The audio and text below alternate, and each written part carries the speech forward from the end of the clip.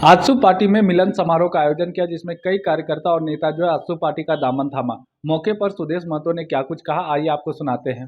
दिन का जो महाधिवेशन हुआ और महाधिवेशन को जिस रूप से मैंने प्रत्यक्ष रूप से जिन लोगों ने प्रतिनिधि के रूप में देखा, प्रत्यक्ष रूप से पूरे झारखंड ने नोटिस लिया है, पूरे झारखंड ने उनके विषयों को देखा है, सुना है, उस पे विचार को कहीं ना कहीं वो अपने नजदीक पाता है। और जो इस विचार को नजदीक पाते हैं, ये एक निश्चित रूप से जो संपर्क बढ़ रहे हैं पार्टी के, जो पार्टी में लोगों का जुड़ाव बढ़ रहा है, ये उसी का असर है। जब स्पष्ट रूप से राज्य के ज्वलंत विषयों को चुनना, ज्वलंत विषयों पर राय देना और फिर आगे की भी एक्टिविटी, आगे इस राज्य के लिए क्या अपेक्षित है, उस पर कार्यक्रम संगठन तैयार किया है। इसलिए इस मॉडल को लोग विश्वास कर रहे हैं और उस मॉडल में आगे जाना चाहते हैं। एक भावना भी आ रही है गुमला को लेकर कि पार्टी वहां उम्मीदवार दे। हर कोई भावना, जो हमें भी कल हमारे उड़ीसा के प्रतिनिधि आए थे, वो चाहते हैं कि उड़ीसा में भी हमारा पार्लियामेंट असेंबली लड़े। बंगाल के लोग भी चाहते हैं कि आने वाले समय में वहां पर पार्लियामेंट में पार्टी को आना चाहिए। तो पार्टी का जैसे जैसे विस्तार होगा, वहां संगठित होंगे, वो अपेक्षा पार्टी के उस विचारों को लेकर निश्चित रूप से वो चुनाव में जाना चाहेंगे। इनकी भावना का हम सम्मान करते हैं। ये चीजें ये जानते हैं कि आगे इस राज्य, हमारी व्यक्तिगत भावना से ऊपर राज्य की भावना होगी। हम लोग विचार करेंगे। रामगढ़ में स्कूल में जो घटना हुई, क्योंकि आपके सांसद उस पूरे मामले को लेकर सबसे ज्यादा मुखर थे, हालांकि उसमें गिरफ्तारी भी हुई। मैं मुखर होना लाजमी है। जो सक्रिय राजनीति में रहेंगे उन्हें तो वो दायित्व है, वो करेंगे। हमारे सांसद साहब आगे आए, विषयों को एक दबाव क्षेत्र तैयार किया। सवाल ये है कि इस तरह की गतिविधि से लॉ एंड ऑर्डर को, स्कूल प्रशासन को तुरंत कार्रवाई करनी चाहिए। सवाल ये, आपको हर चीज के लिए जगाना क्यों पड़ता है? क्यों नहीं आप समझते हैं कि ये मेरा दायित्व है, इस ड्यूटी को मुझे करना चाहिए? बागेश्वर बाबा की बात आ रही है, अनुमति नहीं मिल पा रही है उनको। राज्य सरकार नहीं दे रही है।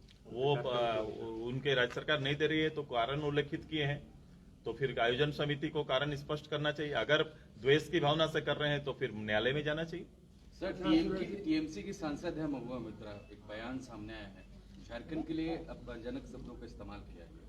मैं हमेशा जनप्रतिनिधि से अपेक्षा करता हूं, चाहे मित्रा जी रहे या कोई रहे, ये शोभा नहीं देता कि किसी प्रदेश के लिए हमारा अगर प्रतिनिधि किसी विषय को उठा रहा है तो उस प्रदेश को आप सीधे इंकित करके कोई इस तरह करें, तो सरेआम मैं तो चाहता हूं कि एक जनप्रतिनिधि के अगर थोड़ा भी दायित्व है तो प्रदेश से माफी मांगनी चाहिए। क्या मुख्यमंत्री को भी बातें स्पष्ट करना चाहिए?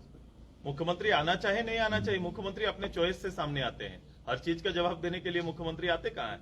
वो राज्य का मुख्यमंत्री का ओवरऑल दायित्व है, लेकिन किसी चीज में वो समझते हैं कि मुझे आना चाहिए या नहीं आना चाहिए। लेकिन मैं तो ये समझता हूँ कि हर चीज पे मुख्यमंत्री को सामने रहना चाहिए।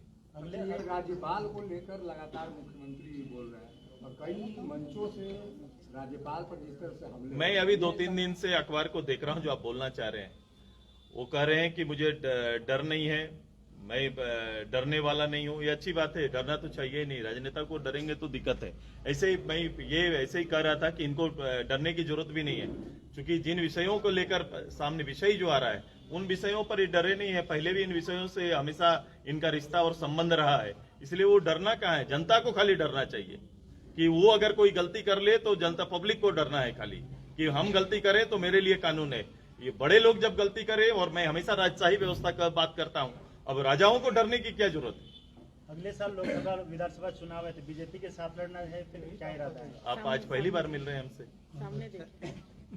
चलिए, नीतीश कुमार रांची आ रहे हैं संगठन को मजबूत करने के लिए और लोकसभा चुनाव को लेकर, सीट की दावेदारी को लेकर मुख्यमंत्री। मैं क्या करूं उसमें?